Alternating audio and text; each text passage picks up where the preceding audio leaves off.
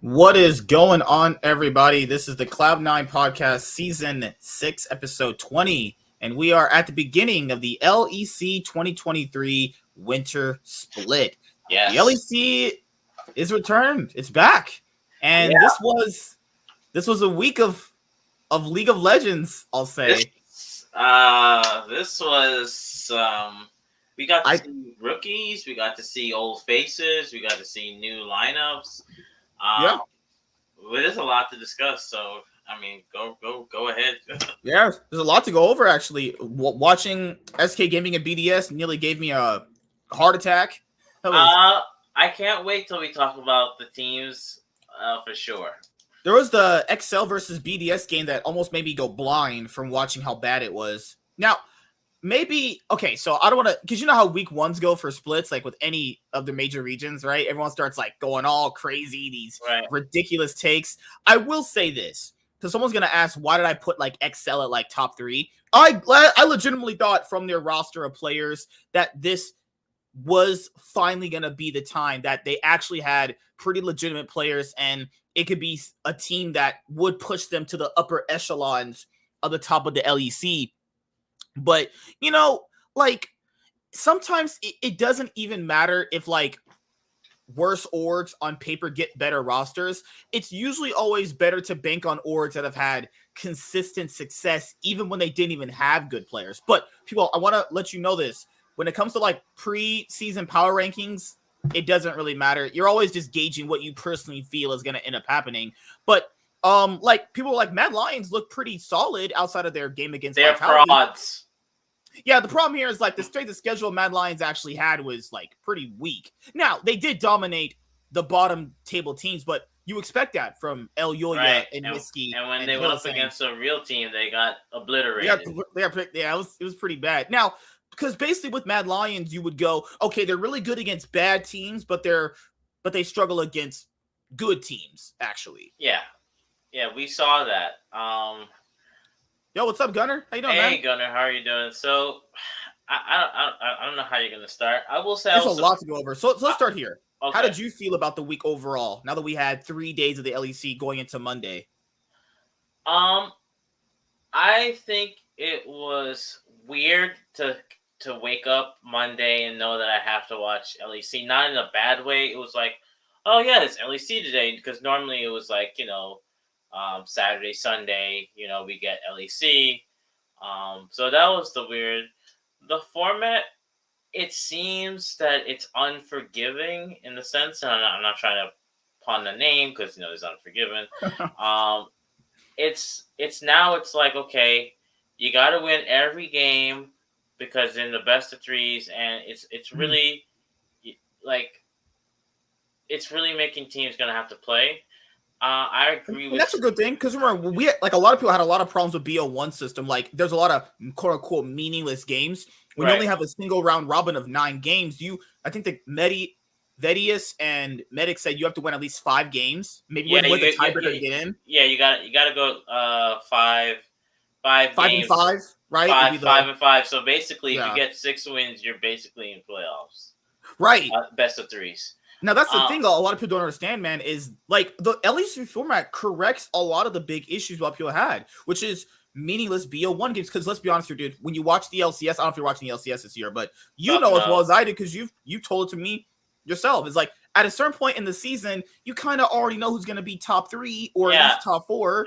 I don't give 2 shits about Immortals versus Golden Guardians. No, thank you. Yeah. That's a match of the century there. That's a shit that's been up your ass for too long. It's okay, for Polo. How you doing, buddy? I'm gonna say that I was surprised, even though some teams lost outside of. I'm disappointed in Astralis, but we'll talk about them later. I was surprised by some of the teams. I was really surprised. I was surprised by a lot of the players, but I was also shocked at how some of these teams played too, and actually in a bad way. Fanatics, talk about them in a bit, but holy mother of God, like Koi. I know people are gonna be like, man, Fnatic looked pretty good against Koi. No, you didn't. Koi threw so fucking hard. That draft was so bad. Larson, that must have been Larson's worst game I've ever seen this guy play in the last 3 years.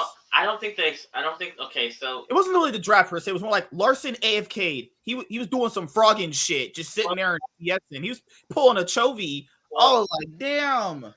I think that game they were gonna win because they just had a better.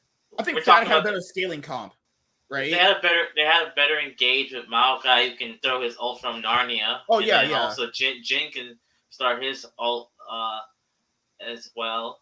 But I don't know how you want to start it, but I'm gonna say the biggest surprise to me was BDS. They actually didn't look as bad as I thought. They like. I think Crowny looked good. I think Crownshot looked good. Yeah, Crowny and LeBron looked like they looked like Crowny made some plays. Adam wasn't inting; he was playing more reserved.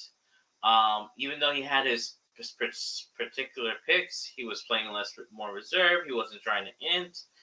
I don't. Shale, their new jungler, looked pretty good.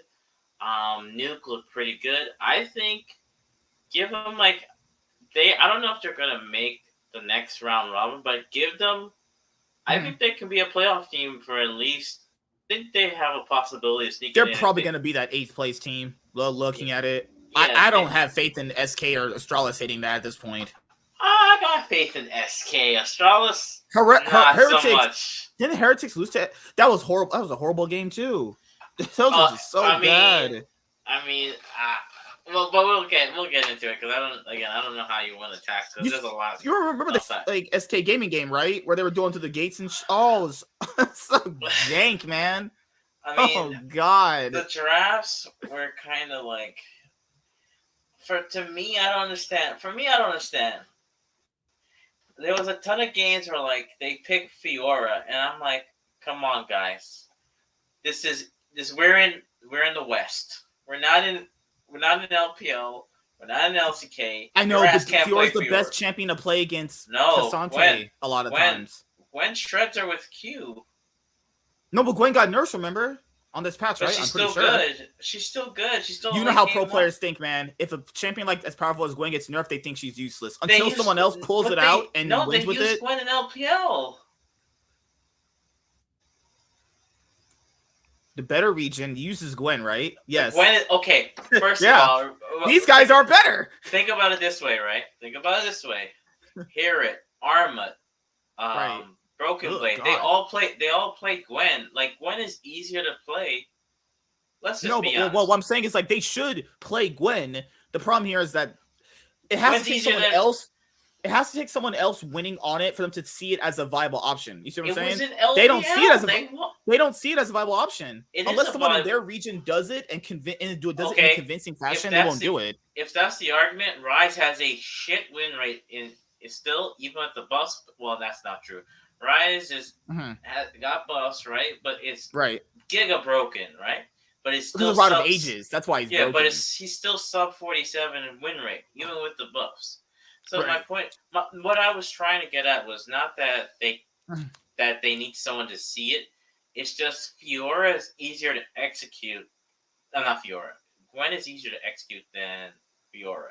And my thing is sometimes you just gotta say to yourself, you know what? We can't play Korean Jace.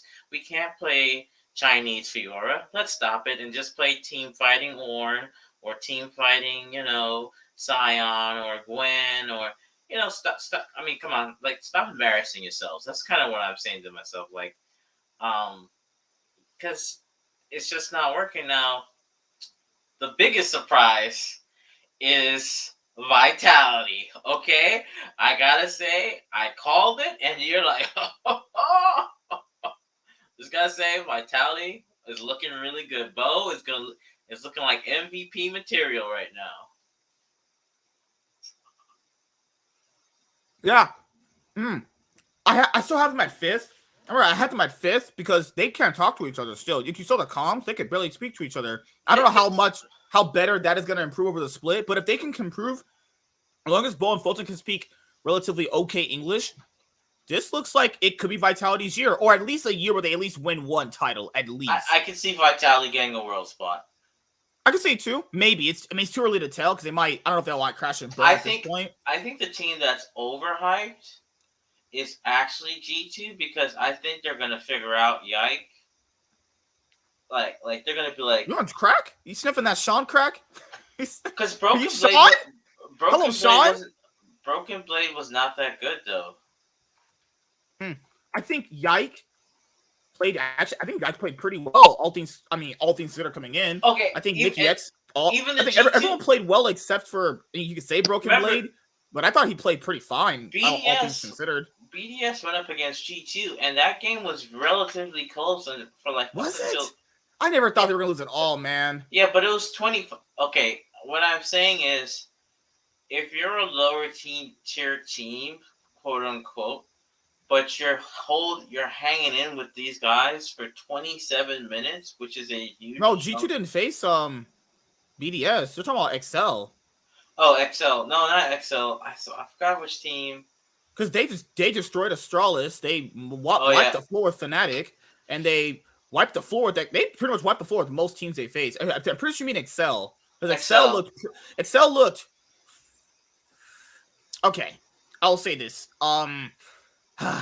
Okay, the reason why people thought them, like myself, going into the split was actually they would be good is because you look at the players on their roster. Like Otowanme even proved this week he's still pretty good. He's not gonna just let people run all over him. He's still a decent, pretty good top laner. He got soloed by Evie. I don't know. Evie actually is pretty good. No, wait, that guy was. Sorry. No, Evie and Photon looked great, honestly. Wait, I'm not sorry, not Evie. He got soloed by Broken Blade. Adam. And Adam, so I don't know about that. His team fighting was great. His laning phase still is. He's never been great at laning anyway. That's not really what I look at him really always for. Like, Xerxes is such a dirty inter. Oh my god. Jeez. Like, I know some people said maybe it was Excel's strength of schedule that, like, did it for them. They only really had. They had to face Koi, defending champions, and G2, second place team from summer and spring. So it I don't know, that whole strength of schedule argument that only really applies when you have like a team like SK Gaming, right?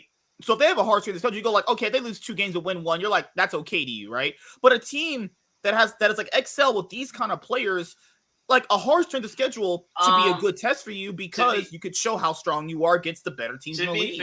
To be fair to SK and XL, not to have bias, I'm gonna relate this to both teams. XL kept only one player, which was Patrick. They got rid of everybody else. Yeah, and they needed to. So did SK. They kept only Certus. So I understand why, like, scrims is different from live on stage. So I'll give them the benefit of the doubt this week. And even VIT admitted that they were bad. Marcoon even said, hey, scrims were doing fine, but on stage it's not like. So, like, it's completely.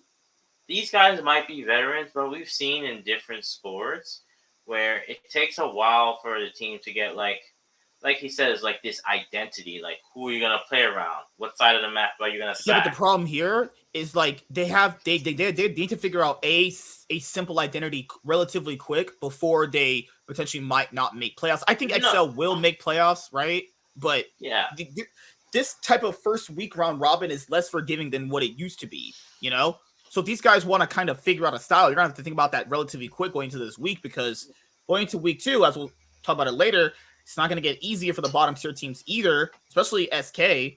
Looking at their schedule, they face Koi, Vitality, and G2 next week. They could be one of those teams at least. If Koi draft like the fucking autistic weirdos they draft like yesterday, I guess anything's possible, I think right? G2 is overhyped. I really do believe that, but that's just me. I don't know, man. They looked good against teams that are supposed to be on their level.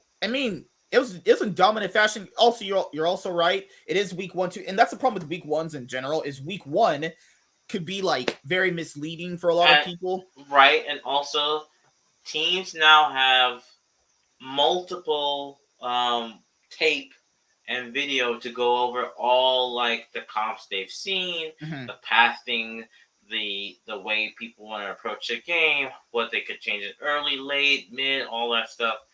So this is what, like, how many games were played? 15 This week, yeah, something like that. Yeah, 15 and all like then, and that's 15 times 5 because there's different types of teams. So that's 75 different types of champs were mixed and matched depending. So I wouldn't like I think I'm gonna go on the Vitality bandwagon. I think Vitality is making it to MSI. Oh, I will say this: Photon and Bo looked really good, actually. Photon in particular, a lot of people were just saying how great Bo was. I thought Photon massively played extremely well all the games. Photon and Evie looked like the best top laners in the league. If you go out just this week, they looked great. It's just sad that Evie's on Heretics and Photon is on Vitality, because when they actually face each other, well, they did, and that was a very close matchup. The way that Evie turned around those 2v2s on Cassante, that was great. Oh my goodness! I'm so sorry. I'm sorry. He brought out his Wang Qingchang-ness, his Goku-ness. He turned into Goku right there. But who's a black guy in Dragon Ball Z? Well, there's no black guy. Piccolo is black, right? He turned on his Piccolo form, his orange Piccolo form, and just ran right through them. But Bo, he was like, I remember when we told people, Bo is so he's overhyped coming to the split, right? But he is so much hype coming in. If he has less than any of like a stellar week we're talking about, it's nothing but a disaster. And that's the narrative that will stick with him, because he was this hyped up as a player, and if he didn't come in straight up smashing people, he smashed Elioya. He smashed a lot of people this week. Because the one close game they played against was Fnatic, and that Fnatic game and Vitality game was really close. And that's the thing people keep saying is like Fnatic through. But guys, if both teams are relatively even and they're both with similar caliber players, you're going to have games like that where one team is going to get ahead early on, but then if the other team just kind of like evens out the map state, the other team can fight back. Now, a throw is the shit that Koi did, and who was BDS was kind of throwing against Mega threw against XL. BDS, that's what I'm saying. BDS should have been 2-1 this week, and that's what I'm saying. Like, I think, and people make fun of Adam, but Adam actually, all the picks he had, he actually played them fine. He didn't like Olaf and you remember when we played Olaf and Darius, right? Yeah. The problem here is like when he played the meta champion, they got their win, right? Against SK Gaming. When he played an actual champion who's supposed to play in this patch, he won. And it wasn't like his Darius pick. Was it Aatrox? Yeah, you're right. It was Aatrox, yeah. When he picked Darius, people have I know Adam's not the most liked person, and I don't like the guy that much either, but I will say this. He played his Darius pick very well. He got the solo kill. He was getting the turret plates. It's just them BDS as a team played bad. It wasn't really individually him. Like, because he played his pick just fine. He picked Darius to win lane early on. He won lane early on, but the problem here is, like, they as a team have to kind of figure, okay, what are we doing on the map? Because I feel like a lot of times when they had situations they could have played better out of through, they just didn't know how to do it. And like you said, it's only just week one. They only just got together, so you're going to have that kind of problem. Since we're on BDS, like... Let's go over the standings then. Let's go over BDS first then. I guess what's your take on? Well, you want to go? Well, Astralis really disappoint me.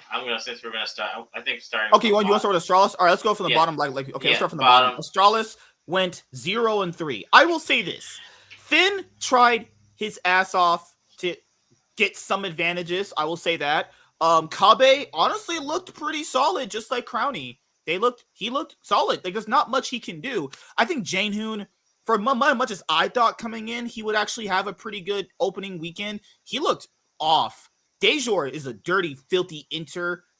Like, holy crap. Dude, Dejor was doing the Sprint Olympics on this team. Like, if you're going to do... I mean, from what I saw, he looked pretty bad. Like, 133 was supposed to be the guy that was supposed to look like garbage. But 133, he didn't look great. He didn't look bad. He was just okay. 113, not 133. I don't know. 4456, 222, 911. 911. They need 911 right now and how bad they're playing, man. I'm just like, Dejor's a filthy fucking inter. Genu's running it down. 113. I don't know what lane he can play through. I mean, she should have been playing through Finn, because Finn had some advantages. He could have played through him. That's the problem about being a rookie. It's like he didn't really know who to play through, and they should have directed him. Hey, maybe play through Finn right now when he has an advantage, because Finn also was overextending a lot, got killed unnecessarily. Remember how he had those Fiora 1v1s against Cassante and he kept dying? Yeah, that's embarrassing. You should not lose those 1v1s, especially right. Fiora. So what did you think about Astralis this week? I was very disappointed. I didn't expect them to go like 3-0. I expected them to probably go like 1-2 this week personally. But I think that the coach read the meta wrong, and he should have just, from watching it, the pick and bans, they needed a simpler comp. Like they're playing some hard to execute comps. And I think if you're going to build this synergy and you have very little time, start off with something simple. Put Finn on Ornn. Put De Jure on something safe. Have a jungler. Have Kabe at the backup. That's what I think. I was very disappointed. De Jure really disappointed me because I had high expectations with him. No, you didn't. No one. Warren is on crack. Why do you do crack? What I mean is that him and Kabe and Junghyun were the leftovers of the Vizicachi and Xerxes leaving, and they just didn't perform too well. Their early games were off. Not Yike. 1-1-3. Call him coin flip, but he's just trying to win the game. He only looked directionless because he didn't know who to play. Yeah, for. And he's just trying to win the game. Like, I can't even fault the guy. He's literally just trying. Yeah, you can't do anything when your mid laner is turbo sprinting and doing a sprint Olympics, trying to go 0-4 every game. Like, you can't. Like, how are you about to win any games like that? So to me, I don't. They're not going to make playoffs. As much as I like the word, they're not making play. They're not making it unless they go on a crazy win streak. I don't really have much to say, man. I'm really disappointed, as you can tell. So, yeah, it's one of these things where, like, and then there's situations in the game where they could play through Kabe and maybe potentially get an advantage in some of these games, but like the problem with 1-3-3, like, he probably is one of the worst junglers people had coming into this. 1-1-3. That's what I said. 1-1-3. No, you said 1-3-3. How you can't read 9-1-1. He's on a 9-1-1 team. Call the cops. Get this guy off. I'm just kidding, everyone. So that's my problem with Astralis right now is, like, Finn, he was trying to carry some of their games. Like, he was on the Fiora pick. He got solo killed and overextended in a lot of their games. What also ended up happening was Kabe ended up with an advantage in the Xayah game, but in the Ezreal games he played, he just looked pretty invisible. This is arguably the worst team in the league right now. I mean, if they want to have the chance to get any wins coming up this week, because in week 2, they face Vitality, they face BDS, so they at least should get maybe a win against BDS, but looking at how BDS played this week compared to, Astralis, I don't really know about that personally. So that's my thing with Astralis right now is this arguably looks like the weakest team in the league, and it's probably not going to change for week 2. Maybe if they completely do a 180 on their play style, potentially, like, that might actually do it for them, but I just don't think that's possible right now. I mean, maybe do what Warren says, draft simple comps. I mean, do a simple 1-3-1 comp. I mean, because right now it doesn't even feel like if Finn plays a carry, they have a chance to win, because, like, sometimes Finn can have a pop-off game. Can have a pop-off game if you're randomly dying 1v1, giving up your advantage. Yeah. And let me reiterate, not 1-3-1, by the way. That's my fault. I meant to say easy to execute comps. Like, you get, like, I don't know, Camille, because she's not too hard to play, right? She scales, she can go into tanks. Ornn, good champion. Gragas, and have a team fighting comp. Not try to put these, like, Akali and Fiora, and it's just you're doing too much. When, like, if this was, say, last year and you had the first round robin, okay, yeah, sure, you could do this stuff, but you don't have much time, so they need to stick with just easy to play champs. That I'm not saying these players can't, but they're not at that. They're not a G2 level. Unfortunately, they're not. The problem here, man, is like even when they had somewhat of comps like that, it still looked bad from them. Like they were just getting all types of destroyed. So I mean, I hope going into week 2 they can get some wins, but it doesn't look like it compared to when we start going over the matches for next week too. All right, let's go to Team Heretics. What did you think about Team Heretics actually? This, I don't know. This is a Yankos look like he's rusty. Oh God. Okay. Evie actually looked pretty good. Yeah, the guy from Japan, which is quote unquote, he can't even speak the language. The minor region was the best performing player. That doesn't. I remember, dude. Coming to the split, people were like, "Oh, I don't know if you should pick up a guy like that." I don't know. What? He's 27. He's too old. Yeah, guy was out here just clapping all the fucking ass this week. I think Evie looked pretty good. Yankos, like you said, looked rusty. A lot of his engages, a lot of his ganks, a lot of his patterns that he was trying to play through didn't really work. And that was the problem with Team Heretics coming to the split that we talked about, which is like, this looks like a poorly built roster. Like Jack Spectra, invisible in some of these games. Mursa was not the player you should have kept from that Misfits roster. Mursa, of all players, was the person they were like, you know what? Yeah, let's just keep Mursa from that Misfits gaming roster from last year. And it's like, dude was like one of the worst supports in the freaking league. Like, dude could only really play Leona pretty well. And like, I think that's the reason why some of these players also don't look as good, is because the meta shifted to Lulu and yeah, Yumi, Lulu, and Mursa's best champion was like fucking Leona and Alistar or Rakan. It's like, or Rakan and freaking Leona. It's like, if he's not playing an engage support, he doesn't do anything. Like, he's actually so awful on these other champions. Like, he wasn't good last year, even on engaged supports. And I don't know the reason why they chose to keep him. Like, he's actually a dirty inter. And Jack Spectra is just invisible. He's about just as invisible as Xmatty was last year. So that bot lane's irrelevant to us. And Ruby, I mean, I thought he played okay. I wouldn't say he ran it down in any games. I thought he looked okay.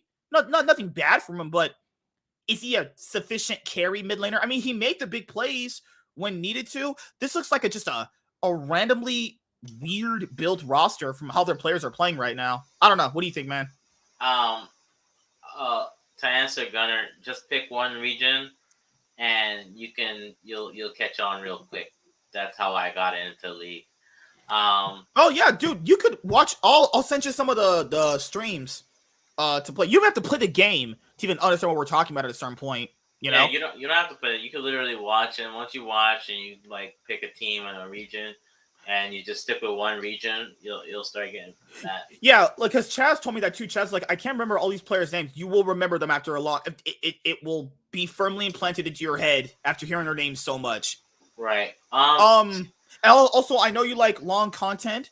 So these streams go 6+ hours sometimes. This is definitely long. If you like longer content, but yeah, what do you think about Team Heretics, man? Heretics, they need to. I don't know who they're gonna put their resources in, because like, there's a lot of. Are you gonna say, hey, we're gonna sack bot lane and just play through top because Jack Spectra was the hyped up person, or are we gonna play through Ruby? Yankos isn't that carry, was never known as a carry player, so like, my problem is who's their win condition on this team? The problem here is like, in the meta we're in right now with this patch, do you think you can sufficiently carry with Cassante, Fiora, and Aatrox? You can carry. And I mean, carry a game like who's the top laner? Like that one guy, YSKM, on AG in the LPL. Like, carry a game like that. You mean like play through top? Sufficiently play through top to get you wins. Yes, but you have to. Like, if you're picking Irelia, Jax, Camille, Renekton, you're looking to win top so you can spread it across the map, because your late game insurances are like your Zeri, your Lucian. Lucian Nami still hurts even into the late game. Caitlyn hurts. Ashe is good. for setup, and then your mid laner could be like Cassidy or Victor or something like that. So I think I think the I think someone mentioned it on the desk was that LPL and LCK they play through top, whereas EU never really plays through top, and that's why they Mm-hmm. like top lane is an OP role if you have a good like the reason Right. why 369 or Zeus or like even King popped off is because these guys know how to play multiple champions and know how to play the role. And if like we saw even at Worlds, like when Flandre was on Graves and was just no one could stop him, it made the Mm-hmm. map harder. Mm-hmm. So I think the thing is that they need to figure out what champ we're gonna put, who's gonna who like they need to figure out who's their star player because right now I don't know who it is on Heritage. Yeah, because from watching this team, it looks like because they also probably have communication issues to a certain extent, like on the level where it's like whenever I bring up communication issues for anyone who's watching, I'm talking about like on the spot communication is like, okay, what it can you actually understand what this guy's saying right now when you're making this big decision, kind of like when Team Vitality was doing their barons where he was telling everybody just wait, hold on, and then let this guy come over, we kill him, and then we secure the barons. So my thing with Team Heretics is some people had them as coming. Some people think they're going to be like one of the worst teams in the league. I don't know about that because I mean Astralis and SK are kind of trying to do that, competing by themselves. I don't know. Take SK out your mouth, okay? What, you trying to get me to suck your fucking dick or something? Not tonight. So, you have this issue where Jankos he can have carry games, but right now I don't think the meta is going to call for that, right? I mean, unless he's going to start pulling out the Elise and the Lee Sin, then unless you're going to start going for those champions, because I don't think this team is going to get any wins if Jankos keeps playing Sejuani and these other tank junglers. I think the only way to really get this team wins more is if you start playing champions like Lee Sin and Elise. That's what I think personally. After that, let's go to Team BDS. So I thought Crowny actually looked pretty solid for this week. His Caitlyn play and his bot lane laning phase was actually pretty good. I have to give it to him. He definitely stepped up this week. How much is he going to keep up this level of a performance throughout the entire winter 2023 LEC split is unknown at this moment because we just got 1 week of gameplay, but I thought he looked pretty solid for his first week. Lebrov, he's just being Lebrov, but if Lebrov's with Crowny, he looks like he has he looks like he has half a brain, at least. He has half a brain, and that's actually good. Just all LeBruff has to do is just protect Crowny. He doesn't really roam or like do anything. He just kind of sits in the lane and just plays with his ADC. That's what they want to do. That's cool. Nuke actually had the pretty good Akali game. And like Nuclear Int is who was Nuclear Int. He man, more than ran it down last year. I thought he had some pretty good games for this week. The Akali game looked pretty convincing, but that was a game that Team BDS actually, should have won against XL. I really don't think XL should have actually got that win against them. This is a bit of a better BDS than last year, which is good because you only need to make top 8 anyway. Adam still has issues with how to play the map outside of laning phase, but laning phase as Olaf and Darius, he looked like a competent player. Adam just struggles with anything outside of the lane, actually.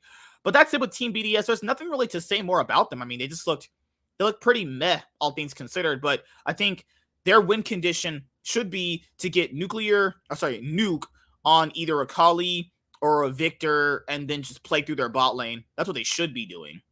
All right. What do you think about Team BDS, man? I think BDS can potentially get the 5th spot, honestly.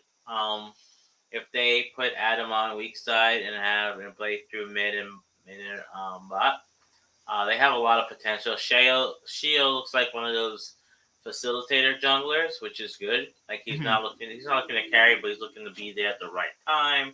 He's looking to get objectives. He's looking to facilitate. That's what I see. They really surprised me. I don't know what they did in the offseason, but their games were close up until a certain point, and they have a lot of potential if they can just figure out. I think they have a lot. I don't see them as like a top 3. They're not team, as bad as last year. Not I'll as say bad. that. Definitely an improvement. Definitely can Yeah. go for the 5th, 6th spot at least. Like, I don't like, to be fair, guys, who are gonna watch this back and go, you guys are overhyped. No, I'm not saying they're gonna win. They're not gonna win any split. They're probably not No, even they gonna can make playoffs. they can make playoffs. Like, I don't think they're gonna be winning the split or anything or getting top 4, but this is a bit better to look at from them than last year. Because last year, I mean, they got one win. That's better than improvements, right? God. I mean, this year they started off with a win because last year they were getting these people. Like, what was that thing they called Golden Glue? A paycheck stealer? Last year, looked like they were all stealing paychecks. I don't know who was paying these players. They did a heist. Oh my god. But yeah, that's it from BDS for me, man. Yeah, like let's go to SK Gaming. So my favorite org. Good God. I'll start it off. Please, because I don't have a stroke. I don't know what the fuck's up with Irrelevant. Like, that guy's not playing like he was in MSF. He's playing like he's on, like he's in LAN or something. We did talk about that too. I mean, as a few more weeks go by, it'll be more apparent what is true. There's two things that are true. Did he only play well because everyone else on Misfits was pretty much garbage, or was he actually really that good? It's only two things. I mean, he had VTO and he had VTO, but yeah. So, yikes. Did SK Gaming buy into the Irrelevant hype train too soon? Ooh. No, I don't think so. I think also, like they mentioned, I think the oldest person on the team is Marcoon as like a veteran. And he didn't really look that good last year either, though. I don't know why they chose to get him out of all people. He looked pretty underwhelming last year. So you think they should have kept Gilius? I mean, I like Gilius, but do you think? No, definitely not Gilius. No, neither. I don't know. They could. I mean, I don't know who you could really replace him with, but I don't think they needed Marcoon. Like, Marcoon looked pretty awful last year by a lot of the metrics that we looked at. Now, this was actually great from Evie. This was just embarrassing. I was like, don't fight him by the wall. Casante's gonna kill you. This is what Warren roots for. Two people who can't even play against Casante in a 2v1. Well, Warren, are you on crack? The problem was that he didn't get level 6. That was the problem. That's also true, yeah. They chose to fight a Casante who hit level 6. He was level 5. God. Jeez. Okay. I'll say this, though. Exakick did step up on Zeri. Later on the game went. DOS had some pretty good ultimates on Renata Glass. Later on as the game went, it looked like they're getting a bit better on stage. Like, they're not going to get as, nervous, like you talked about.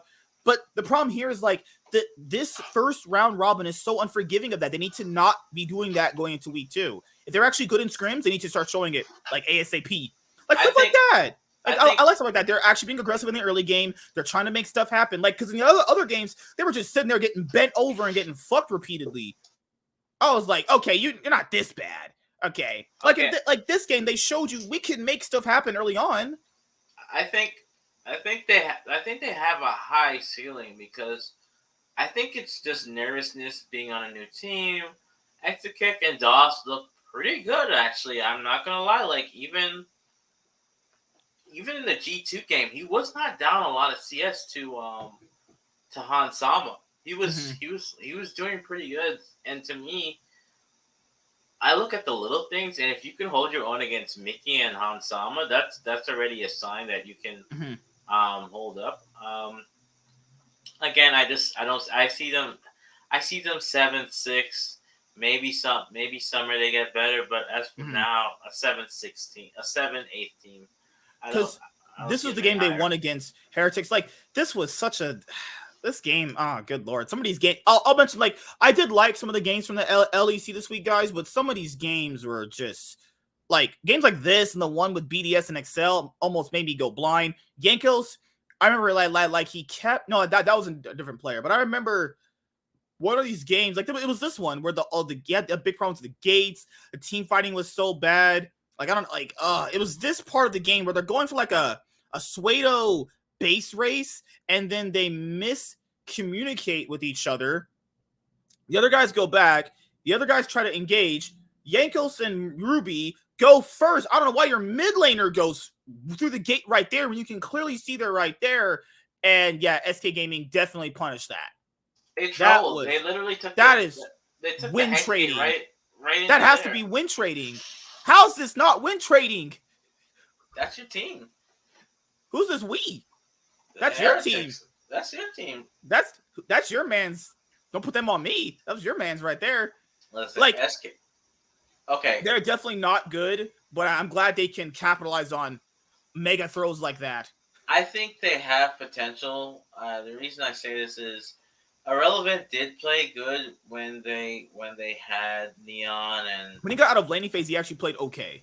right. So I think again, it's the first week. That's why I don't want to be too critical of these teams. Go harsher, bastard. I do think they need to just stick with something simple. Like that was an easy to execute comp with Camille. Like, and also people are gonna remember this game too. They were actually, I mean, they were actually winning. They're actually winning it at various points. What really kept screwing them is messing up team fighting. They kept engaging on the wrong targets. They kept giving up free barons. They kept getting outpoked. With this kind of comp they have, you should not be getting outpoked by some of these dudes.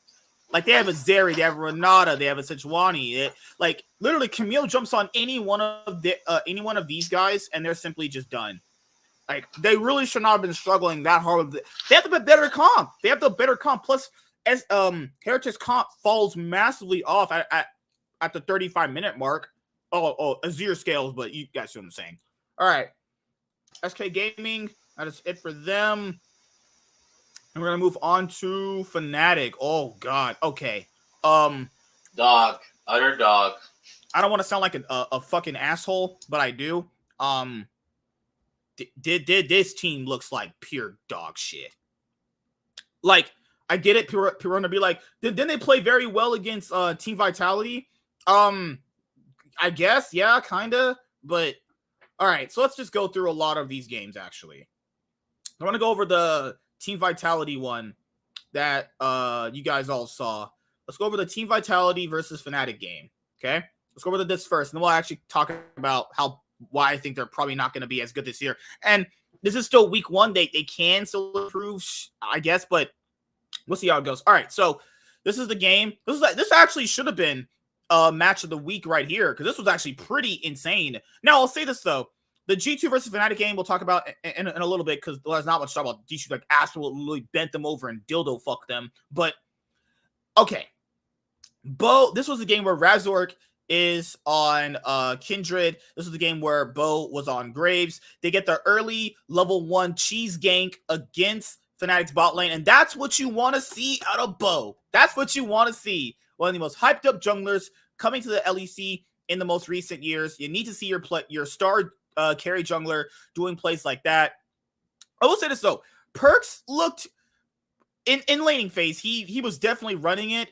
As he got out of laning phase, he definitely played better, and I think he played better throughout the week. Actually, this was actually pretty good from Kaiser, leaping on to Razork, then getting that trade kill back onto Razork as well. Humanoid and Razork have such bad synergy. The fact that the Fnatic even entertained keeping these two together as a mid-jungle duo is so bad. Why? Why would you keep these two players of all people together? I'm not saying Humanoid is like as bad as everyone makes him out to be, but he definitely... sorry to cut you off. Remember, that's fine. Do apologize for that. I that's okay, man. They wanted Elioya. Remember, that was the rumor that they wanted Elioya. So they were so close to getting him, but Mad Lions, doing Mad Lion things. Right. So I don't think Rux looked that great to me. I think Rux looked pretty shitty. Rux was horrible. Maybe his forehead's just that big, but I don't know. You know what someone said in the comment section of this highlight video was maybe like the coaches. No, maybe the coaches were not ready for the hype of Rux waiting in 8 years on the ERLs. Wonder playing Gragas is that looked bad. He looked like he was running it. That's not G2 Wonder. That's not the Wonder I saw last year who was stable for Fnatic. That's Duraru or some shit. What the hell? Who is this guy? Guy ran around what was this guy doing? He actually ran it the whole week. I've never seen him play this bad. He's given up. What's his name again? Rudy. I don't know who is that. I don't know who this guy is. This guy played so bad. He played bad in the Koi game too.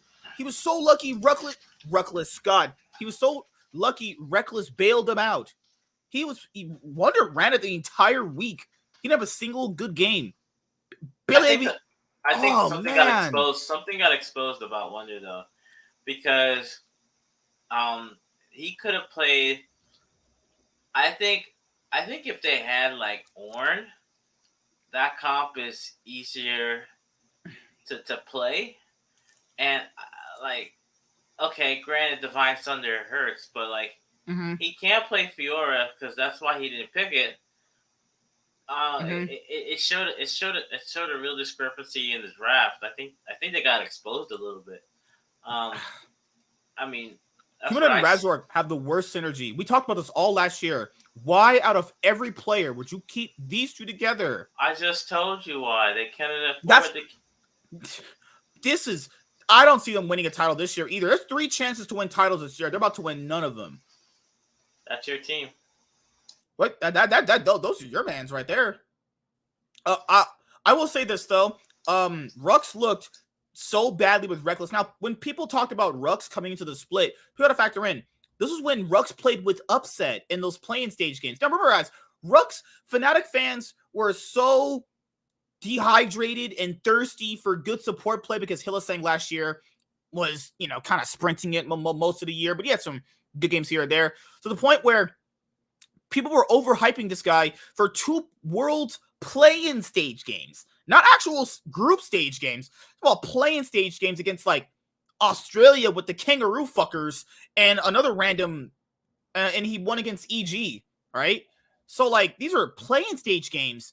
They looked that he was overhyped through, and I was sitting there going like, okay, that is too small of a sample size to see how good this guy actually is. And when he actually played very well, he was playing very well with Upset.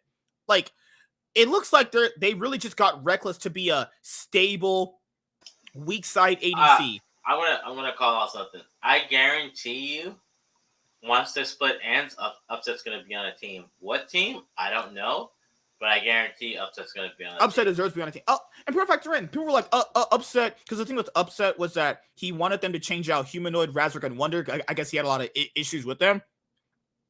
People factor in. Upset was the single reason why they made playoffs last year in the summer. Remember what happened in the summer, dude? They needed to win 3 games. They need to win all 3 of them. Wait. Can you explain that one more time? He wanted to get rid of all 3 of them? Mm-hmm. He wanted to get rid of all 3 of them. And they were like... Okay, maybe Wonder, but Razork was being scapegoated. Razork stepped up a lot as the year went by. I will give him that. And Humanoid is a good player, so is he on coke? Well, the thing here is Humanoid, he has this thing where, like, as people have said, he doesn't really take the regular season all too seriously. And, like, if he feels as if, like, he's better than someone, he won't try as hard. But the thing here is you can't really let him... I mean, it's one of these things where do you want to give a player that much priority in your org? I mean, he was one of the main reasons why Fnatic were winning last year. So, I mean, I would have personally, I probably did it, but then again, who are you getting better than these couple players? I mean, well, I think you have other options to get. The thing here is, I know a lot of people were like tagging down Reckless this week. I thought Reckless looked about as good as Reckless was gonna look. To me personally, he looked like he was gonna be a weak side ADC with very low resources, get through the laning phase, provide damage in team fights. Basically, Reckless was going to be like Kabe and Crowny level. That's who I thought he was going to be. He had the game against Koi, but we'll talk about that in a bit, where that looks so freaking bad from Koi's angle.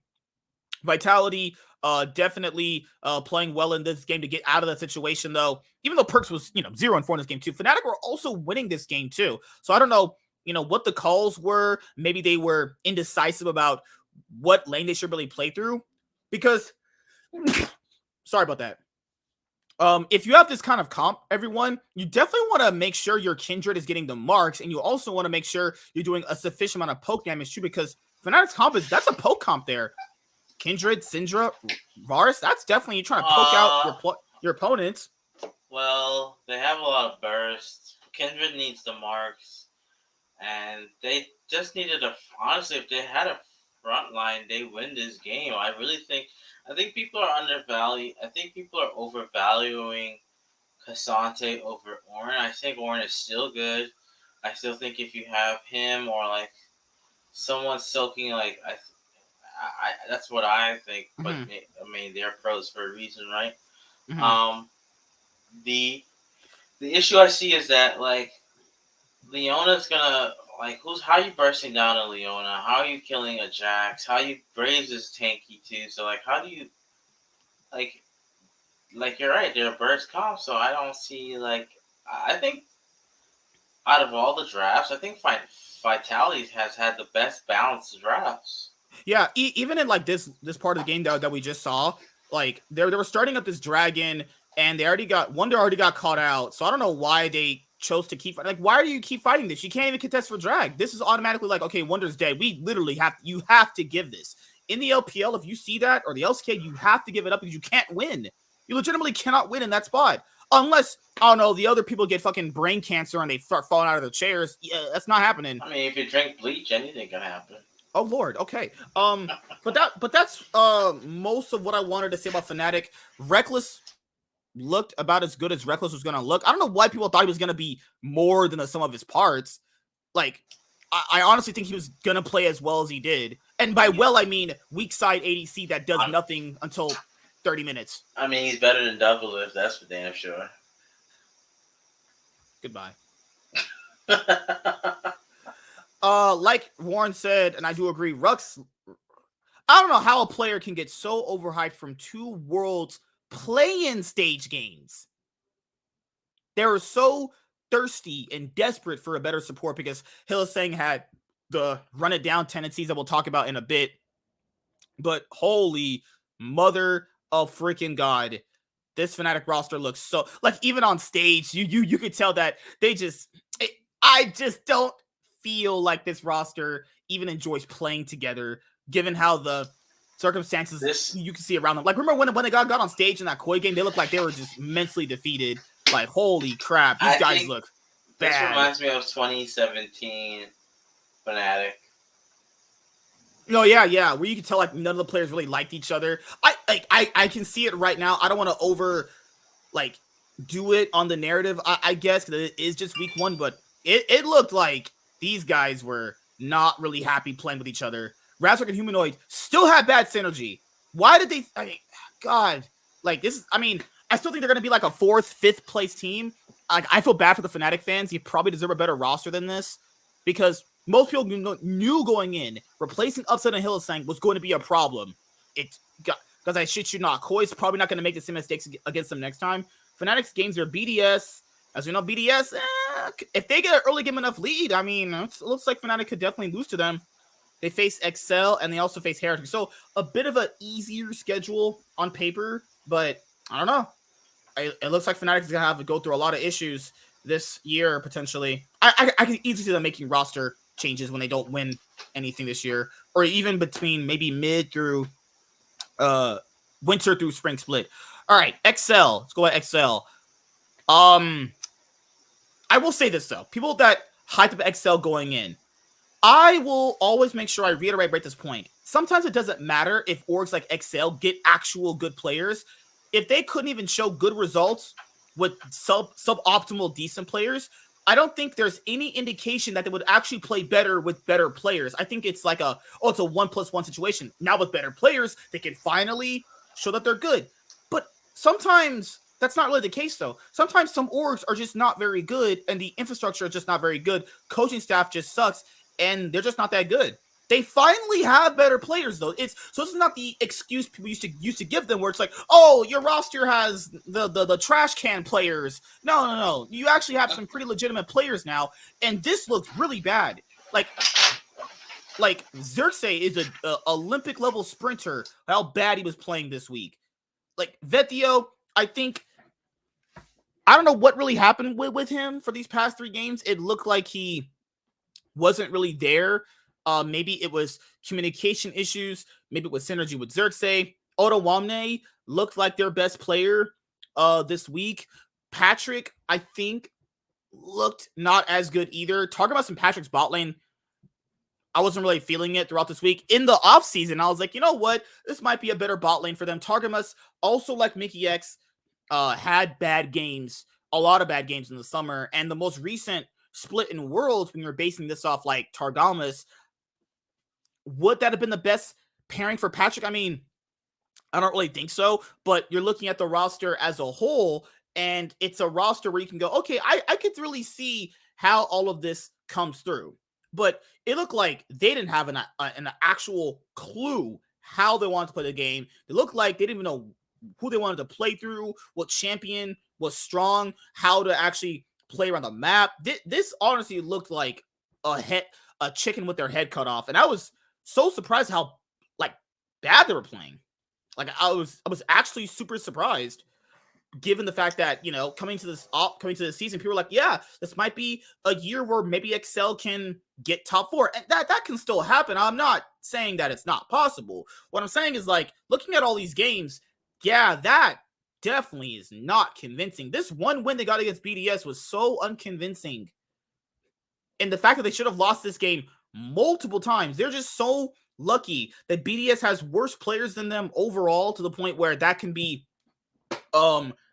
subsidized by the advantage they have in the better player department. They have better players by, you know, little means maybe at this point. But yeah, that's just my week 1 take of Excel. Man, given the fact that this roster was supposed to look a whole lot better coming in finally with this organization that's been trying to get together a good roster.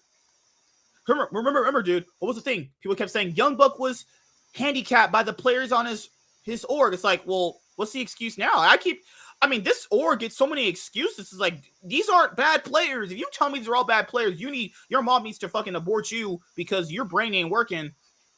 But what do you think about Excel, man? Were you disappointed? You think they still have room to grow? They have room to grow. They will. I can see them being above Mad Lions once everything pans out, because I think Mad Lions is still in the same like rut is where they still don't have a superstar. Like, is Elioyo the superstar? Like, It have to be. I mean, it's not Karzi, so definitely not. I mean, I think some of the drafts were a little bit suspect, because like there was one where XL, where they drafted Ari, and I'm like, you know that they're just gonna outscale you, right? Like you have to win really hard. And the mindset of that is basically, we have to give Vethio a champion he can have some early game priority on. Otherwise, he might just sit there and do nothing. Because remember, dude, what was Vethio's thing last year? He would kind of, you know, just play the scaling mid laners, and then he would roam around with the team when they had initiative to roam around.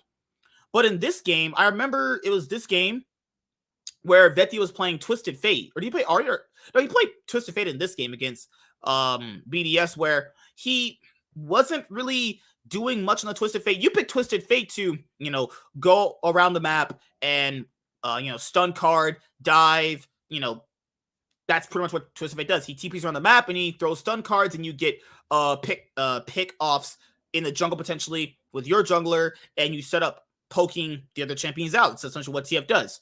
He goes on the map, stun card, set up a dive, go on the map, stun card, set up poke, set up your objectives. Very well with Twisted Fate. I just don't think Vethio was the Twisted Fate player that they actually need. And that's the thing I mentioned last year with Vethio is, did Vethio only look good because he was on Misfits, and Misfits looked only good because of Vethio? Really? No, because Neon showed why he deserved to be on it. Neon showed why on Vitality you should have got him off that roster. Yeah, I don't. Patrick in this game kept getting picked off by I get it, you can't really do much here, but why is he even right there? It's like, how'd you even get there? You just ran it there.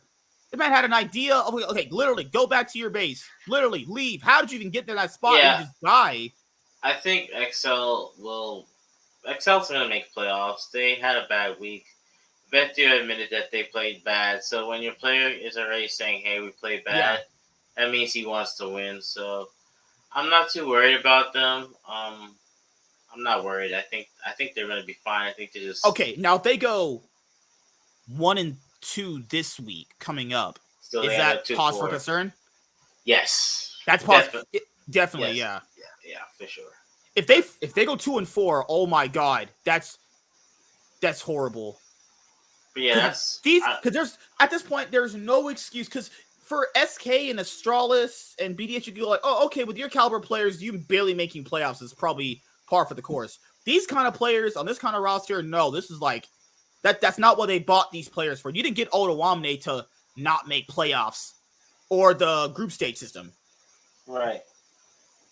So like, that's yeah, that's all I had to say. I really, I don't like. There's parts of the early game that were fine. I think it's I don't want to cop out, but I think they just need more time. So.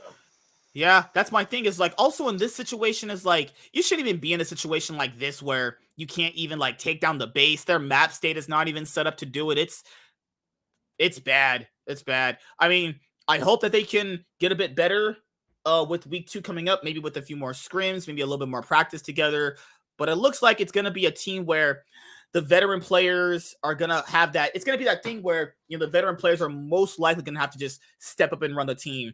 And that being, Patrick, Oldawamne, and Xerxes, because you also run into this thing of having veteran players. Yes, they know how to play the game, but being flexible is also another issue as well. And they're not going to be flexible at all. They tried that Twisted Fate comp. They're not picking that stuff ever again. Mad Lions ended up looking about as good as you probably think they should have. Hillsing had that game against Team Vitality where he just ran it down as Lulu. Like, there was that moment in the game where he was running up to them knowing he can't do anything. He just got one shot. And I was like, oh my God, this guy is a dirty sprinter. Oh, Hillsing? Yeah. There was also, I'm pretty sure remember the moment, right? I mean, it's Hillsing. Like, why is this surprising?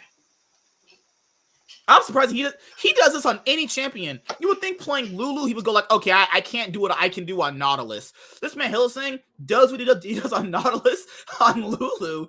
This man is insane. Like, I get the idea behind grabbing Hillsing for Mad Lions. You could have a player that's like similar to Kaiser, but in the way of like, okay, he'll see like all these angles and then he'll just go for the play. But he can't really do that on Lulu. He just can't really do that. Also, in this game in particular, Bo played very, very well around mid lane, against Niski and El Yoya. I think Perks had a pretty standout game, against Team Vita, against Mad Lions. I think this was Perks' best game throughout the week. I think he got better and played better throughout the week, which I thought was good. Definitely haven't really had Perks last year, I think, also played pretty well. I think a lot of people were just sleeping on this guy last year. I think last year he definitely stepped up in a massive way, and it's great to see him having a better roster this year. Now, I will say this about Mad Lions, which is Carzzy, he had some pretty standout games this week. I don't want to go too far with giving him too much praise because I want to see how this plays out for him later on, but I thought his Lucian game looked pretty good. Like, you can't really do anything as Lucian against an Azir and against a Vi when Mad Lions were essentially running it for him. Hillsang was definitely trying to sprint away this victory. He definitely played so bad. Bo arguably looks like MVP material right now, early MVP material.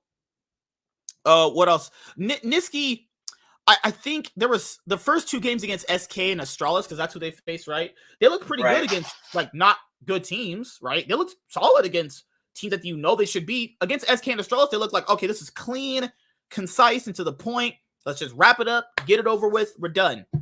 When they faced Team Vitality, they looked like they were completely like, oh God, this team actually challenges in the early game. And I've told people before, Mad Lions' issue is like their early game they play is very dangerous. As of like, it's not really calculated. They just kind of just go for certain plays, and if it works out, it's good. Now, this was a bad play from Perks and Bo. I don't know what. They shouldn't be diving this deep, but they weren't really in any danger of losing this game anyway, so it's not that bad, honestly. But against teams on the caliber of, like, themselves and G2, like, against G2, you're not going to be doing that. They're not going to be diving that far unless you are for sure you can win this game. Photon completely outplaying Chase there, sidestepping everything. This guy, Photon, was on a roll this week. And that's pretty much it for Vitality. Elyoya, he had some pretty good games so far, but as you guys know, Elyoya looks like he does not want to play for this org anymore. This guy looks so unhappy. You mean Matt? Sorry, yeah. Because he definitely wanted to leave. You could tell. I mean, he's gonna have to go through an entire year still with Mad Lions, and he's like, man, I just want to show that I'm playing good so I can get picked up by another LEC org next year. But we'll cross that bridge when we get to it. But yes, Elyoya and Niski, you would think are the best parts about Mad Lions. The mid jungle synergy between Elyoya and Niski, right, should do it for them. But even this part right here, it's like they're contesting Baron, knowing they really can't. They just lost Elyoya. Karzi's still there, thinking that he can get the Baron still right there. And it's like, I don't really understand why you're really doing that. Like, you cannot get Baron in that situation. But in their situation, Mad Lion goes, okay, I have to flip this because if I don't at least chance getting the Baron, then the game is for sure over.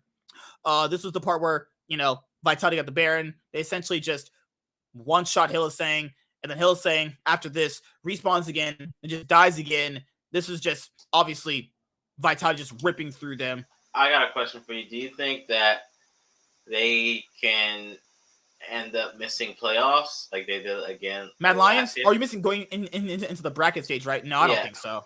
No, I don't think they're that What bad. if they do, though? Get the bleach. Oh, like right there. Why is Hylissang doing that?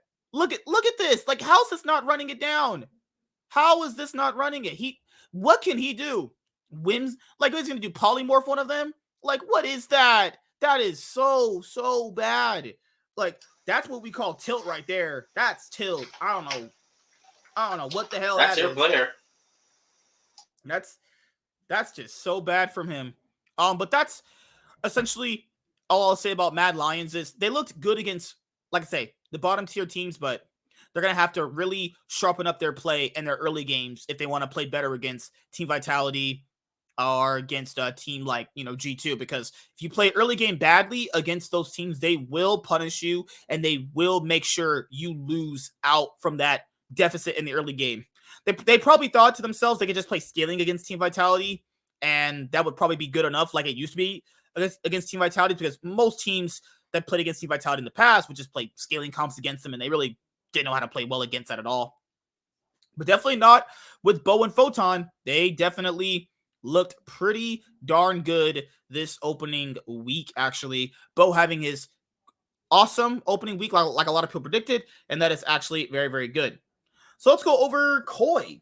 Koi is the defending LEC champions right now. Ooh. They look basically, it's one of these things with Rogue or Koi where they take a bit to scale up through the split. Now, they have Shigenda, they don't have Otowamne, and it looked like Shigenda was not very much on the same page with the other players, right? And you're going to get that. When you implement a new top laner that you want to play with that can potentially have bigger upsides playing carry champions. Definitely in the Fnatic game, they definitely struggled to kind of figure out the angles on Jax and struggled to kind of figure out, okay, where am I really needed right now on the map? Should I split push? Should I, grab this side lane farm? All this other stuff, right? Then you look at the other rogue players. I think Cop and Trimby also looked pretty good as well. I mean, most of the players also looked good. There are other games were pretty solid. But I know that they were kind of also not the cleanest either. And I think that's always just been a Rogue / Koi thing. They've always kind of got better as the weeks went by, and they've improved as the weeks went by. Last year in spring, they started out insanely good with that 9-0 record. That 8-0 they started out in spring last year. This year, starting with that 2-1, so they lost one game more than they did in the last 8 weeks of last spring. But I think. Go ahead. No, sorry. That was I was trying to find this game. I was looking at. So Koi. I mean, I like Shigenda. He's very aggressive. He got a couple solo kills. He definitely has carry potential. Larson was fine. Trimby and Comp seem okay. They're making playoffs. They're still going to be a top 3 team. I think they just need to figure out like how to utilize Jigenda. It didn't feel how like to they use. knew Yeah, how to utilize him, because that's what it kind of felt like. Like there's because I looked at the games and I was like, no, this is the same rogue I've been watching for a while. This is we just know what that they're they gonna have do. just that Jagenda's not weak side. That's the only difference. That's it, right? I mean, like when I was watching the games, I was like, okay, this is just Koi. This is just rogue. Malrong does his crazy aggressive ganks. That were definitely working out. They worked out in the Fnatic game, which we're gonna go over right now after I finish up. Larson, outside of the Fnatic game, still looked like all the players still look great. Like Trimby on the Soraka looked great as well. So they're still making playoffs. They're still making the bracket stage. Actually, I still think this is a team that'll get better as the split goes by. And the only issue they really have is how are you going to be utilizing Jigenda? Like, if you're trying to have this carry top laner that's a bit flexible, that can play carries as well as play tanks as well as he plays carries, you're going to have to utilize that guy a bit. Malrong definitely looks like he can play through top side now without Otawamne, so that's actually a good thing. And let's go to the Fnatic versus Koi game. That was about to make me go terminally blind from watching this. That's your 2 favorite teams. That's actually you. Holy crap. Before you continue, remember that now 2 teams from major regions go to MSI, so it's even more important. So right here in this game, the draft was a bit good on Fnatic. I mean, I did not think Humanoid was going to be taking Jace. I didn't think he was going to be doing that. Wonder on Gragas looks like he just, I don't know, doesn't even have a brain or whatever. Reckless and Rux being on Sivir and Ashe. I think that's a good, stable bot lane for them, is just those 2 champions. Like, I don't think Rux and Reckless are a good bot lane at all from just this week. I think what really hurts Rogue's draft is the Jhin pick. I don't know why you give your carry ADC in this specific comp Jhin.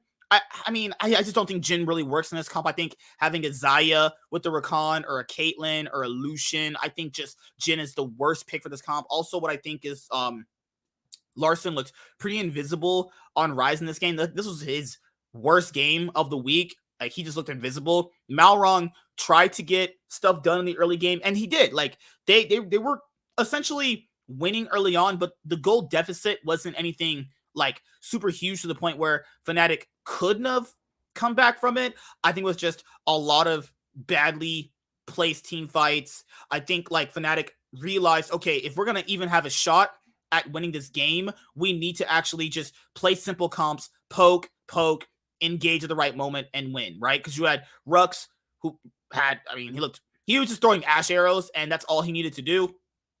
Like, his Ashe arrows were pretty solid overall, and I think that if Fnatic want to ever have chances at winning more games, they need to just play comps like this. I liked this kind of comp. It shows that they can, play these kind of comps, which is actually good. My thing here is, if Koi had been a bit better at target selection and not picked Jhin, I feel like Larson played pretty bad on Rise. Also, I think Wonder and his Gragas cast looked actually good in this game as well. But I think this was a massive underperformance by Koi in this game. I don't think Fnatic did anything really special in this game, and I don't actually think they played well considerably at all. They were still losing a lot in the early game, and I think it was one of these things where they weren't utilizing the Rise in the side lanes very well. They weren't utilizing the Jackson in the side lanes very well.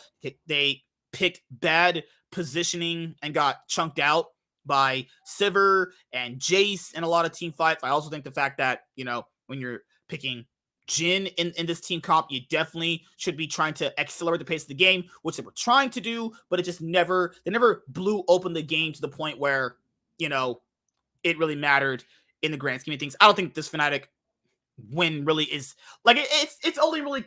I mean, people said it was convincing. My personal thing is like it only really looked good because Koi just threw so freaking hard.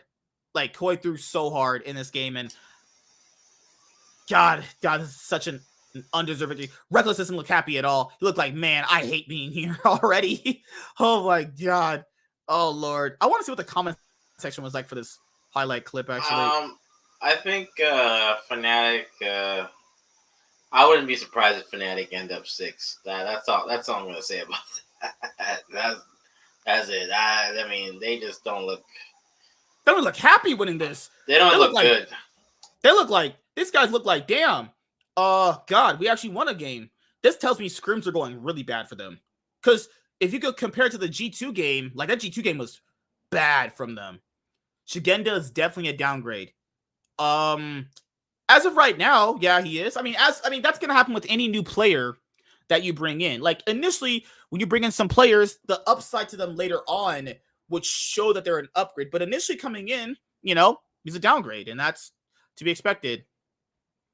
LOL, how Koi thought it's done so after 10 minutes and Fnatic absolutely dismantled them. Well played for once. Koi are back for... Yeah, I mean, they definitely choked this game. They definitely had a chance to beat them.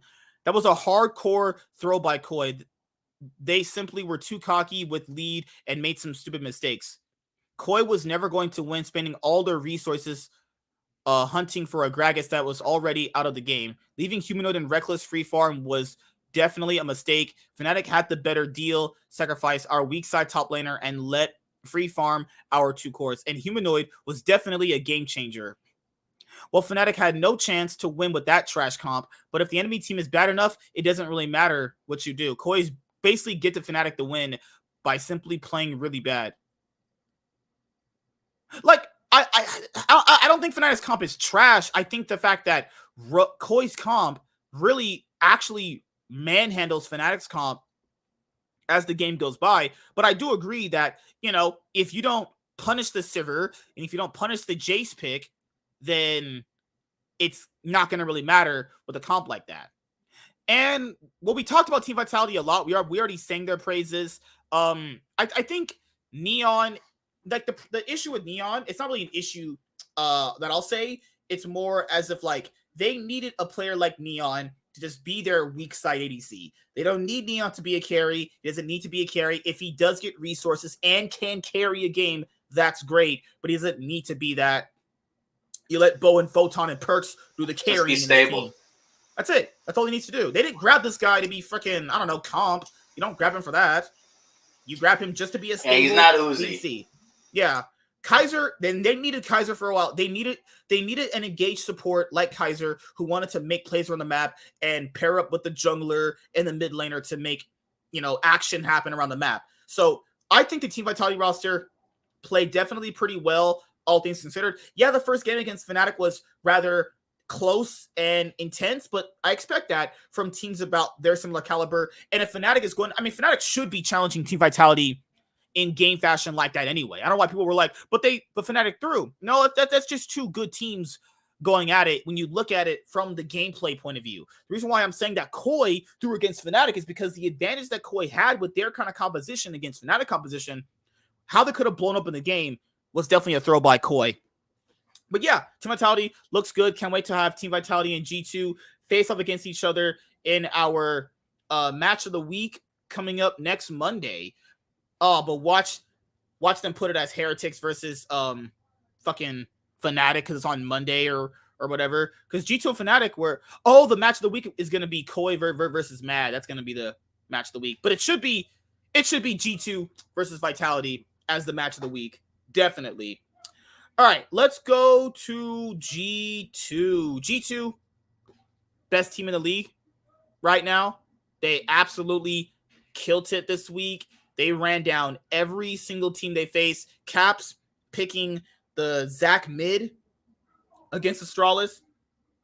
And you also have G2 completely running down Fnatic. So I know people wanted us to go over this game where Razork straight up sprinted it. This was embarrassing to look at from this game's point of view. And like I said before, I think G2 right now, if you look at them, they're a front runner to win the split. But remember, guys, it is week 1 and things can still happen, right? Hansama definitely stepping up, you know, from his bad play in North America on Team Liquid. Broken Blade look a bit more stable. I think that's good from Broken Blade to actually look like that and not look like he's running it in the split as well. Yike looks like he's a pretty good match for Caps at the moment, which is actually good. Now, this was the moment in the game that broke everything right here. So it's a level 3 right here. Razork, you really shouldn't be contesting right here. He dodges the hook. Great. Now you just leave and go farm. No, you did not challenge a Draven and a freaking Nautilus with Zeri and Yuumi this early on. Especially with a Nautilus. Like, what is this? This is running it. Razork, oh no, this is just running it. This is so bad. And people blamed Reckless. You really can't. Like, this one, you really can't blame him. There's nothing you can do. Zeri and Yuumi cannot challenge Draven and Nautilus this early on in the game. It's not possible. I don't know why they even attempted that, right? They had already got out of the danger zone in this moment where Mickey missed the first hook. Razork engaging into this is one of the worst things I have ever seen. Like, this was so bad. They were already chunked out. They can't do anything. I don't know why you attempt to fight them in this moment. Giving Hansama 3 kills this early on. This was GG. You see these moments in, solo queue. You go GG, go next. That's it. That's literally what you do.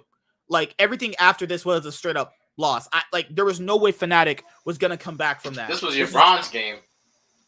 Yeah, if this is what, I swear to God, if any jungler I play with does some shit like Razork just did, I'm reporting you to the FBI. You're leaving my game. I'm not playing with that. That is trolling. So most people are probably going to go, why is it that you don't fight Draven this early on? Draven is essentially Darius for ADCs early on. You feed him enough kills early on, the game's over. Razork already is safe.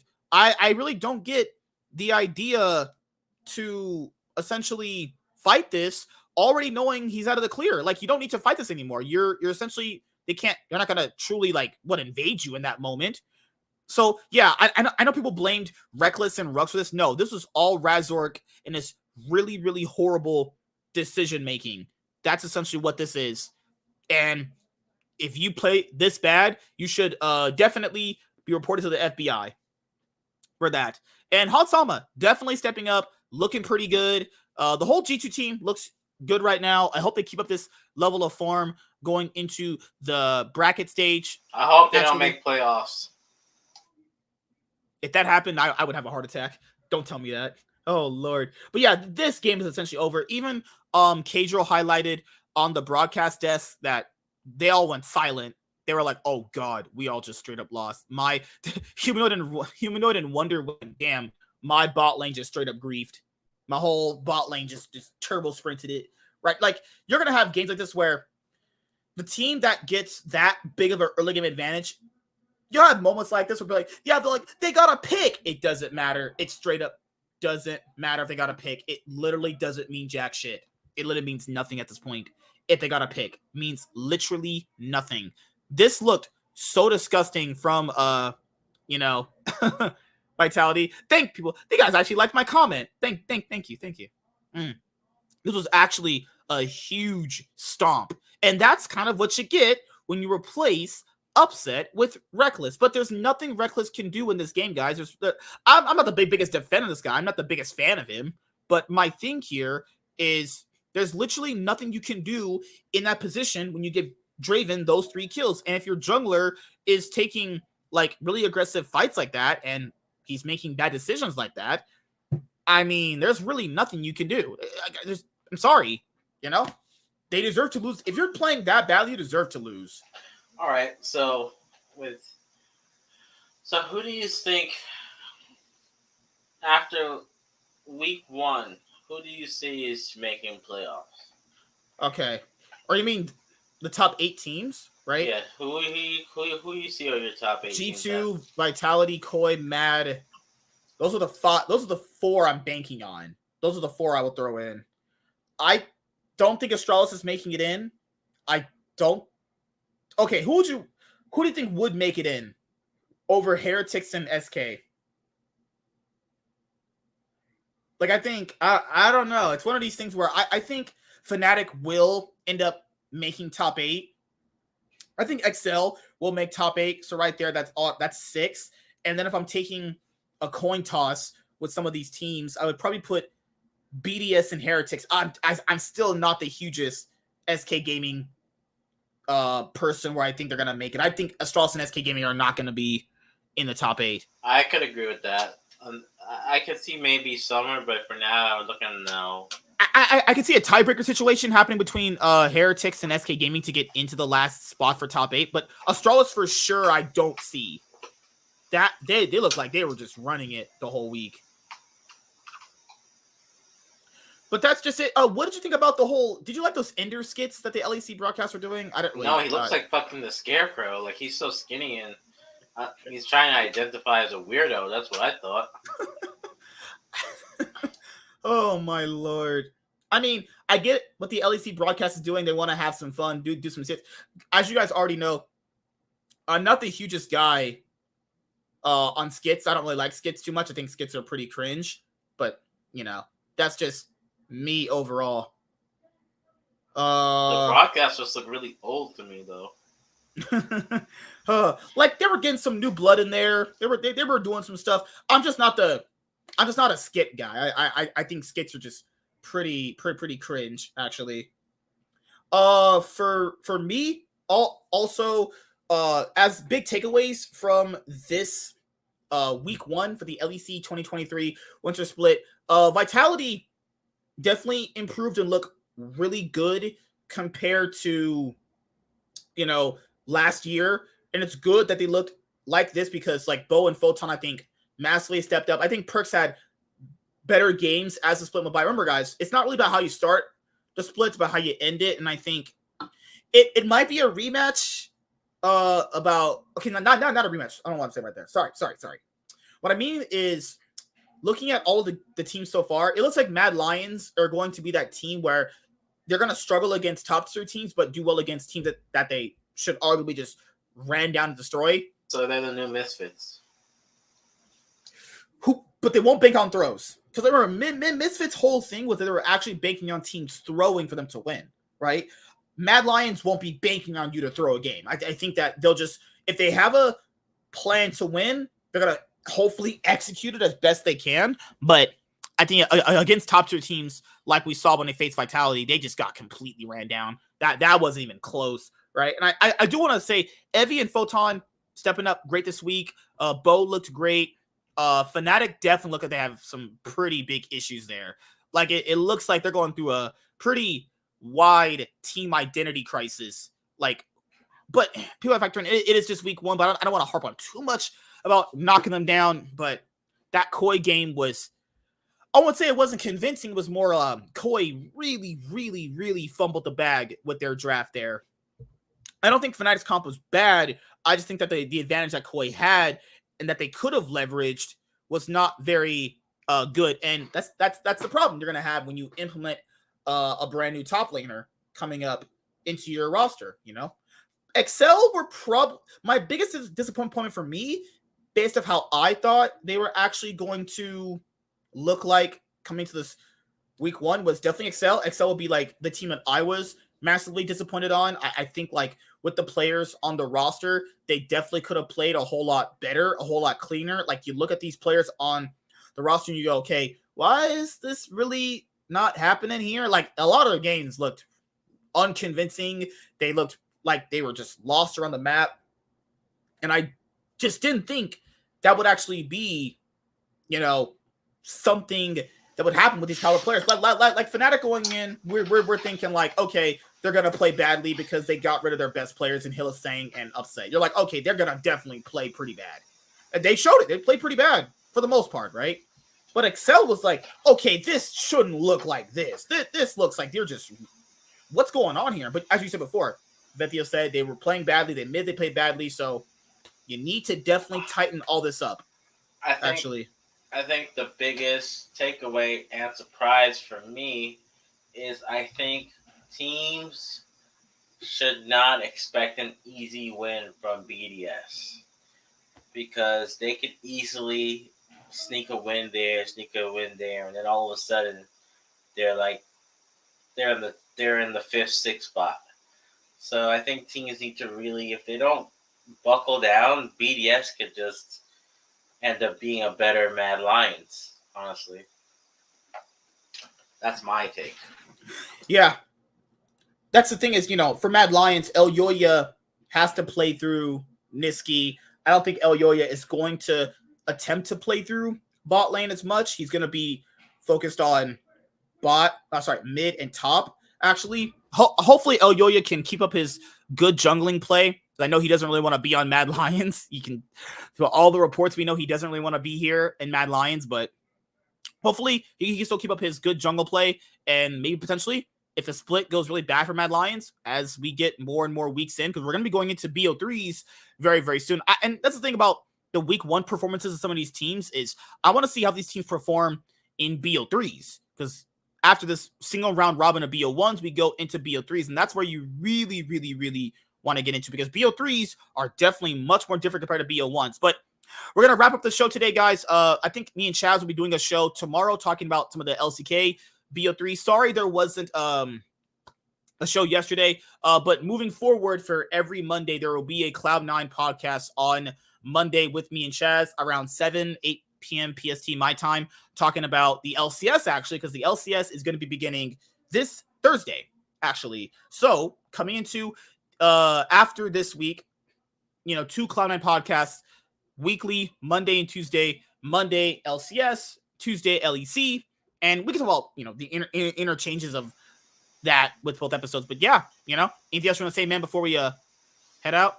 LCS is shit. Don't tell me that, Gunner. Yeah, the Nightwing podcast is tonight. Nightwing podcast is tonight at around 8:30. Okay, I'll be there for that. We're talking about Frost Garen leaving. Woo!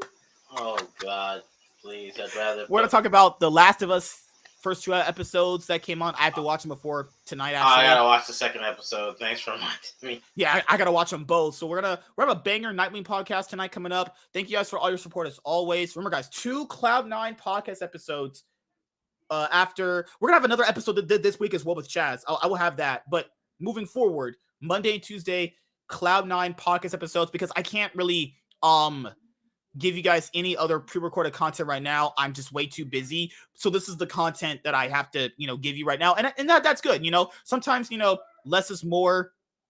And I think you guys really, really enjoy these shows. I try to always share them out. I try to just, share them on Twitter as well. And, leak them in Reddit as well. As much as I can share these shows, I can.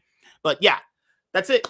2 Cloud9 podcast episodes a week, Monday and Tuesday, LCS, LEC. Then if we want to talk about LPL and LCK, we'll do it on those shows as well.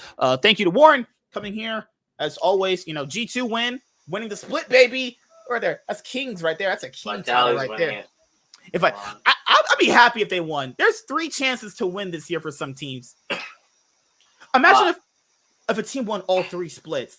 That'd be crazy. That'd be the first. That'd be the first ones with the new lineup. I don't know. I'm really. I think if you notice though, right, and this is the last thing, a lot of the teams are banking on Asian imports, and it's like they've, LCS was what's the word, ridiculed, right, for getting imports, but yet what I'm saying is, how come LCS, when we get imports, they do okay, but all the imports so far for LEC have done well? So infrastructure, how they utilize the players. That's all it really boils down to. Because, I know we talked about this before too. It's not really can you believe all these really good, hyped up import players just playing bad? I can't. I think one of the biggest issues is just the infrastructure around how to implement the imports into your roster, about, how to fix that culture shock that some of them go through when leaving their country. Jax talked about that on, I think it was a Crackdown podcast when I Will Dominate had that with Thorin. There's a culture shock with some of these Korean players where when they come over, it's really hard for them sometimes to adjust to the culture. And I think it's all up to how the org tries to get the player to acclimate into the culture of the org and to the new country they're in. I don't think all these import players are as bad as everyone makes out to be, because Hansama left Team Liquid, looked arguably bad on Team Liquid, to looking like one of the best ADCs in EU right now on G2. I think it's all based in a culture fit. I think if LCS orgs can figure out how to better acclimate the imports into the roster, I think that would actually work for them better. Well, I'm not watching that dog shit, so. Well, yeah, that's the thing. You won't be watching that anymore, so it doesn't really matter. All right, guys. See you next week. Okay. There will be another episode this week. But if you guys are just watching just for the LEC, I'll see you next week. But yeah, I'll have one more episode for the Cloud9 podcast coming out this week. And I'll see you guys in that episode. See you guys later. Peace.